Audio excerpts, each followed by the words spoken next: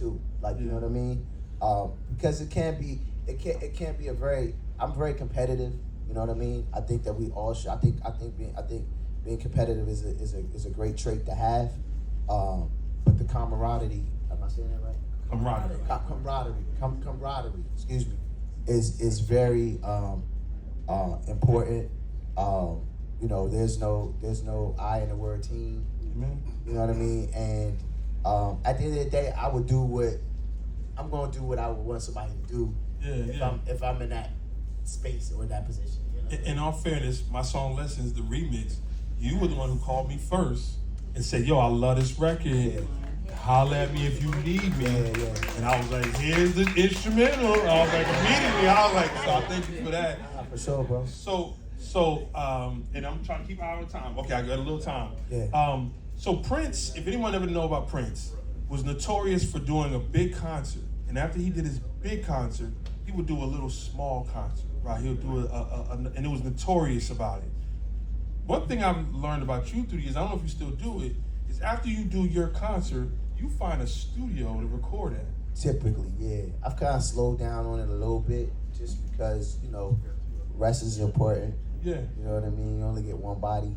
And then time constraints, you know what I mean? But what started that? Like, was it something that you needed to do? Is something that you just wanted to do? How did, you're in St. Louis, you just did a concert, now they're finding you a studio to go into. Yeah, like, you know, man, what they say, that idle time is a devil's workshop, you know what I mean? So I try to keep myself busy. Some great things have come from it, great songs, yeah. You know what I mean? And just like, you know, just on a mission, man, the things I just want to accomplish and see happen, you know what I mean? And like, it's one of those things like, it's not gonna get done if I don't do it. Yeah. And I enjoy it. If I'm not feel like I'm, you know, if I feel like I'm burning myself out, you know what I mean? Then so be it. I would probably be up there. If I was home, I'd be up, probably doing that anyway at the studio, you know. So, and it gives me an opportunity to lock in with the city and figure out, you know, I get to talking to the engineers and finding out, you know, who's that next emerging artist that I can support, you know, or collaborate with, you know. It's just like really, it's a great way to keep a pulse on the city, because what we've created, and when I say we, meaning like you in particular too, is an underground railroad and a network for artists to be able to go and go and work, man. Yeah. You know what I mean, and create and be able to like really create a sustainable, you know, income, and be able to take care of your family and be a full-time, to be able to be a full-time musician, even in this climate we're in right now, you know what I mean, which is it's a blessing, you know. Yeah, we could definitely dive into so many songs. We could definitely dive in nonprofits that you have started and supported. And I think at any point it's worth looking into that. You've been into that for as long as I've known you. Yeah. My last question before we open the floor to everybody is to shoot your shot about this, you know, Quiet Storm. You know, you are now the official voice for WHUR, Quiet Storm. First off, congratulations.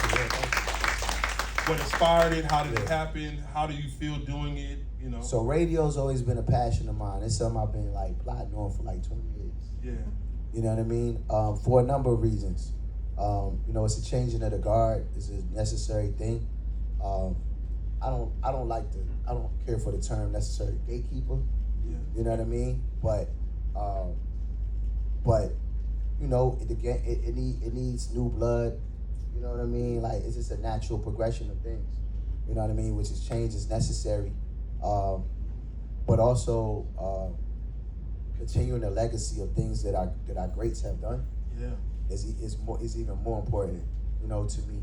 You know, the authenticity of what R&B and soul music is from a songwriter standpoint, from a production standpoint, from a stage presence and performing standpoint, to, you know, preserving it. You know what I mean? And if you don't have a seat at the table, then you really don't have a voice. Yeah. You know what I mean? So, you know, it's so, like I said, it's something I've always wanted to do. I grew up listening to Melvin Lindsay as a child, you know, in DC. I've always loved radio. I've filled in over the years, and you know, even when I did my podcast. You know, when I had the Raheem DeVaughn show for like 3 years out of DC, you know, it did so well. Like it became some of the stuff that we created to this day. You know, Radio One is used DTLR. You know, who came? You know, they were right there in our backyard. You know, and saw what we were doing, and you know, so you know, it's definitely an aspire to inspire situation, but. Yeah, man. Like I'm extremely excited about it. You know, I currently had a #1, you know, nighttime music show in the market. You know, and the goal is to be syndicated at some point. You know what I mean? So, but right now I'm just riding it out. I'm enjoying, you know, the discipline of it and learning and having it, you know, have to peek behind the veil and understand how it works. Yeah. You know, and the importance of it. I love it. You know, I've always been, you know, through my foundation, the Love Life Foundation, I've always been, you know, been a community guy. Yeah. But you won't understand why people who've been in radio for so long love it. Like, you don't do radio for the money. That's right. You know what I mean? I don't think you should do anything for the money. Like, you know, when there's a passion, you're driven by the passion. You know, the fruits of the labor will you know, the rewards will come. But yeah, it's the community part of it because and it's a new. I can tell it's a new career path, of course, but it's the community part of it. It embeds me in the community in a different way. Like people now come to talk to me as the radio guy. Yeah. Which is pretty cool. It's cool, you know what I mean? Yeah. And you know, being on the air Monday through Friday, it's cool. It's flexible. I can still, you know, I can still tour. You know, I haven't missed a beat. So, yeah. So it's been great. And thanks to everybody who's been listening, including my people in New York. Oh, dope. That was a shot at him. Nah, bro. On a serious note though. Like, yeah, it's you know, we laugh and joke, but definitely like he's an OG in it. Yeah, it's all love. And I definitely have learned, you know, him. You know, I've had numerous I probably talked to Donnie Simpson more in the last 6 months than I had probably my entire life, which is cool. Yeah. You know what I mean? To see Russ Parr here on the boat, and he walks up and he says, "How you like doing nights?" So it's just like it's a dream come true, and I get to break new Eric Roberson records, and Legacy records. Legacy has a real dope record called Black Woman that comes out tomorrow, and I'm telling you, it's like it's amazing. It's amazing. I had the opportunity, the first person to play it in the country a little over a week ago. Nice. And if ever we needed an anthem for Black women, we don't have enough. We can never have enough, right? This is one. It's that record that you know that record that we dream of all making. Yes. That's that one record. Wow. It's really? That one. Yeah, I think she got that. Oh wow. I got to hear it. Okay, so yeah. Well, I'll be sliding my new record to you soon. Yeah, definitely. Long as it fits the format, man. Yeah, absolutely. Yeah. Yeah. Well, we want to open the floor. We have a microphone. Jodine has her hand up in the bag. Hi, Eric. Hi, Jodine. This morning, it really hurt me. I was going to my therapist. I got here. Hi, Raheem DeVaughn. Huge fan. Been following your career for years. But I do have a question about the Super Cruise, because 3 people have already come up to me and asked if you and Lenny are going to do a Quiet Storm battle on this ship. Look, they just asked. I'm all for it. I mean, what are we doing? Are we playing past the auxiliary cord? Like, what? I like it. I'm here for it. You here for it? Yeah, like you know. That. All right. I'm watching this. I ain't never ran from you know. You ain't never ran from the battle? I ain't never ran from a battle. whether it's breaking, pop, locking. I mean, he not even performing tonight. You see this suit, right? He is ready. Yeah, I mean, I look good, I smell good, I feel good. All right. Good, I feel good. I love good. You know what I mean? I love good. He's talking to management. Why don't you tell management that Raheem and Lenny Fly like a butterfly, sting like a bee. Oh. When I see Lenny, he gonna be swimming in the sea.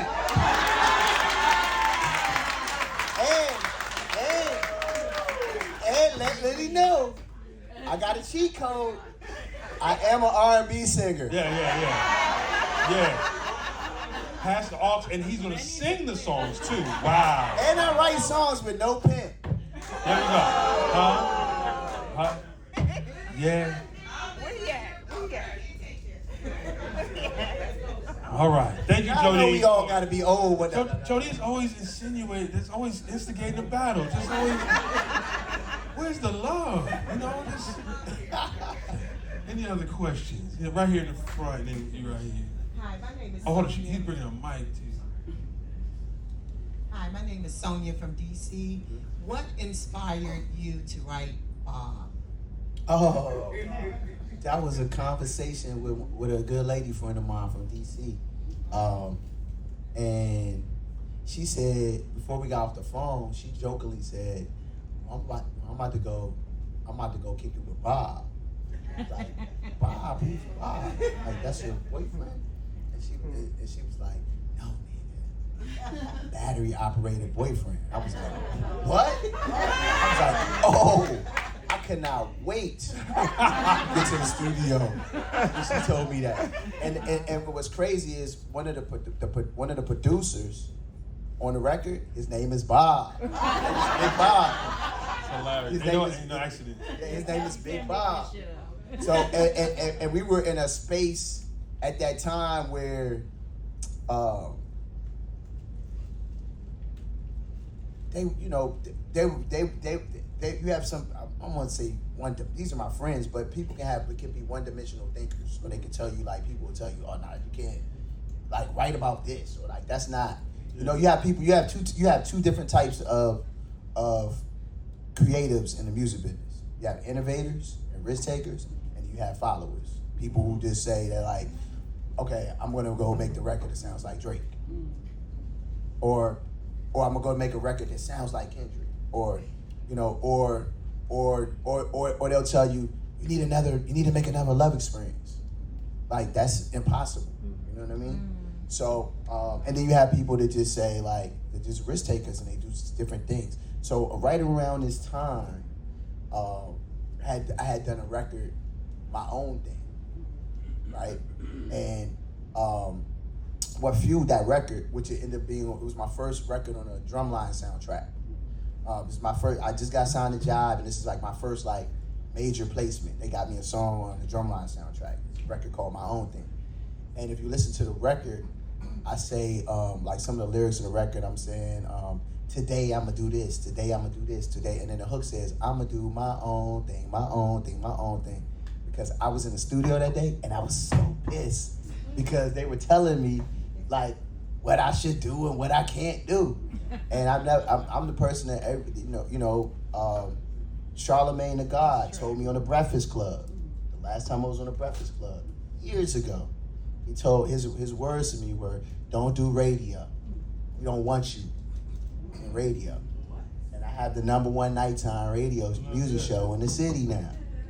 You know what I mean? So like, so when people tell me like, I don't know if it's the Taurus in me, just, but I defy the odds. Like, when people tell me I can't do something or I'm not going to be great at something, it fuels me to work even harder, to do that. So after recording, so I thought it would just be funny too to make the record, because Bob was one of the people that told me they're making this record like Bob. So it was B.O.B. battery operated boyfriend. And you'll be surprised how often you're working on something and somebody around you like, that ain't gonna work. Yeah, why you doing it? You gotta fight through all of that. Yeah. Fight through all that. But listen, don't ever work with Eric Roberson again.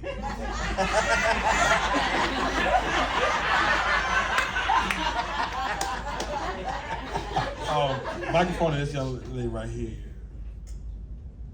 My My name is Faith Phillips Newkirk, from Houston, originally from the Philippines. Okay. My question is, the first song I heard was "Guess Who Love You Now." Guess Who Love You More? More. Uh-huh. Guess Who Love You More, and what was the other one? It was. It sounds like Curtis Mayfield. You. Yeah. Okay. I mean, is he one of your inspiration as far as the Curtis Mayfield, absolutely. Curtis Mayfield? Yeah, absolutely. You know, Bulletproof is a Curtis Mayfield sample as well. That record in particular, you know, it's a sample of a Curtis Mayfield record. Guess Who Loves You More was recorded at the old Wu-Tang studio in Staten Island, which was Kenny Dope and Louis Vegas. Wow. Studio. They took over that studio when they decided to, when Wu-Tang, you know, RZA and them decided to sell it or whatever, or part ways with it. And that record, I think we had just finished something for Jeff, I want to say, and V, and we were done for the night. And Kenny, you know, a lot of our producer friends, they have these masters that they get sent from the different labels, like old Michael Jackson masters, Earth, Wind and Fire. So he puts the Earth, Wind and Fire joint on and starts muting things. And, you know, he let me hear the acapella vocals and all the things. So the loop, I hear the loop, and I'm like, you know, which is the first 8 bars of the intro for Can't Hide Love. And I'm like, I tell the engineer, I was like, hey, yo, can you loop that? And like 3 hours later, Guess Who Love You More? Yeah. And came about. And then the record that had to be like 2001, maybe, or 2000. Now, mind you, I did my deal with Jive Records in 2002. My first album didn't come out to 2005. Part of the reason that the album didn't come out, a few reasons. I sat through 2 mergers and 1 selling of the company. And usually when that happens, like, you get dropped. Like, artists don't survive that or whatever, you know, or you just end up just kind of like on this roster and nobody, and you're like, hey. And then mind you, I'm on a label with like R. Kelly, Joe. When the merger happened, Usher, Anthony Hamilton, like, you know what I mean? Like, and I'm waiting to come out. So I started making the mixtapes out of rebellion, out of you know, being rebellious once again, and saying like, okay, obviously y'all don't know what's going on, so I'm gonna let y'all know what's going on. So I started taking other people's beats and just making my own version to them, which was influenced by 50 Cent. So it's a little R&B bullyish, but respectfully, you know. But probably needed to do that, or you might have got forgotten. Yeah, I might have forgotten about it. So when the reps would come down to DC to talk R. Kelly business, or to talk Joe business, or to talk, you know, Justin Timberlake, or any of the hip hop artists that they had, you know, as well, the conversations would be about, hey, what y'all doing with Raheem though? Cause he's killing it, and you know, and then the mixtape. The mixtapes were so good, I guess they decided they wanted to be, they white labeled the first batch of the label. White label. Yeah, they white labeled. They don't think I know. They white labeled it. And when I saw them make that move, I was like, okay, got him. Now I just did this, so that became a formula.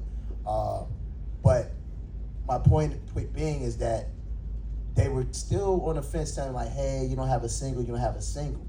Guess Who Loves You More, mind you, like I said, that had been recorded for like maybe 4 or 5 years. It was just like I had a catalog of songs, and I didn't want to get him that yet, but I gave him that, and when I gave him that, it was like, yo, this is it. And you know, as they say, the rest was in show business. The rest, you know, it's history. Love it. Any other questions? Probably have room for one more. It's right in the back with the baseball cap. Thank you. Thank you. Hi, Raheem. Hi, my name is Veronica. I'm from Washington, D.C., and I just want to tell you all what his mom means to me. At the time, I was in management at Gucci, and she hadn't heard from me in a while, And she called me one day and she was like, you know, they told me your mom passed. And I was like, yeah, you know, my mom passed and everything. She was like, thanks for reaching out and everything. But she was like, baby, if you ever, I know I can't replace your mom, but if you need anything, you just want to talk or anything, please give me a call. So she invited me over for tea, and that was like the best thing ever in terms of my career, for a client to actually call me on that particular time in my life. That was very special. This man comes from good stock. His mother is a sweetheart, and so is he. Thanks so much. That's the least she could do all those bags and shoes that I bought her. Now I'm gonna definitely relay that message to her. We're gonna have to call her or something while we're on the boat, you know? She'll love to hear from you. Great. Any other questions? We have room for one more. I'm Pam from Michigan. When Aretha Franklin passed, they had a concert right before her funeral. And they had Four Tops, the Clarks, Sisters, Dee Dee Bridgewater, but you were also there. Can you just talk about your relationship with her and the song and your invitation there? Yeah, I was there because apparently Woman was Aretha Franklin's favorite song on the planet. Crazy to me, like crazy. And I'll never forget, one day I get a call, it's like 2008, 9, and I get a call from Jerry, my manager at the time, and he's like, Aretha Franklin wants you to come perform for her birthday party. I'm like, what? And I'm like, nah, come on, stop playing. So he was like, nah, seriously. I was like, all right, I got one request. Can I take my mother? And it was like, I'm sure we can sort that out. So in my mind, I'm thinking like it's for like, you know, maybe it's gonna be like a televised event, or you know, there's gonna be this big concert, and it's literally like a real like birthday party at a restaurant, maybe about as many people that are in this room, and she had her favorite people there. It happened to be me, Kenny Lattimore, and there were what's the girls? It was 3 of them. The plus size, beautiful women. They did this whole Beyonce thing at the time. Like they were there, and man, she probably was like the whole time performing. She probably sitting right where you sitting, right here in the front row, and I do, of course, you know, I do her song and the whole thing, and then so Aretha is old school. She would pay you herself. She always paid the employees herself. So I go over to her, and finally we meet, and I introduce her to my mom, take pictures, and then so she gets ready to pay me, and she says,